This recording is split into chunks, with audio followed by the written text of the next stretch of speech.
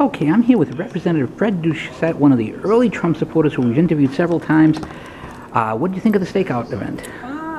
Great event. Would have liked to have heard from the other candidates. I'm supporting a particular candidate, but a little fire and brimstone from his belly, which was nice to see. And it's good just to bring people of the party together.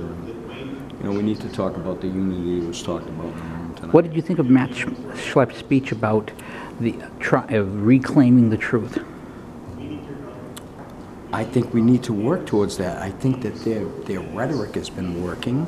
They control the majority of the media. We have a small branch of media that actually tells the conservative point of view, and like Matt said, they're trying to beat us down. They're trying to defeat our drive to go forward, and we can't allow that to happen. We have to come together as a party, and we have to bring others along with us, and just like we did with President Trump, candidate Trump. Now, as I said, you spotted candidate Trump earlier than anybody else I talked to. I talked to you several times before the campaign. You saw it coming. Now you see the economic benefits. You see all these things.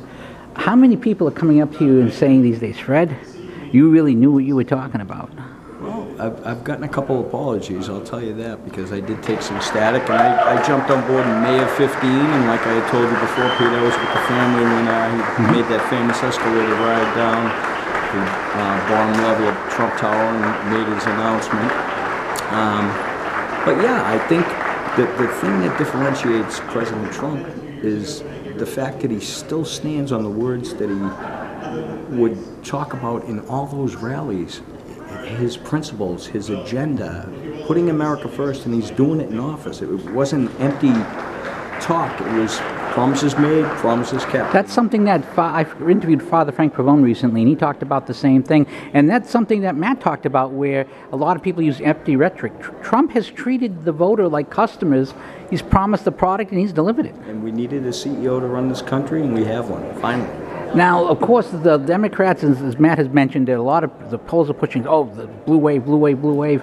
But it's kind of hard to vote against prosperity. I mean, I know that in my own place, they went from hiring maybe 1 or 2 people a year to hiring 20 this year, and are desperate to keep people.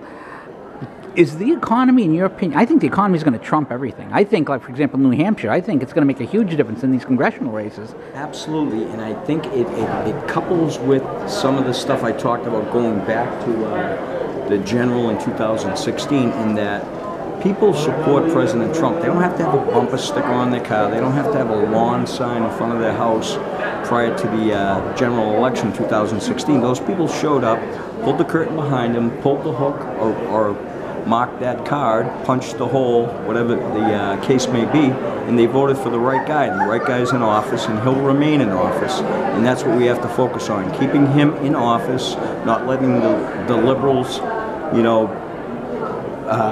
perpetuate this lie of the blue wave.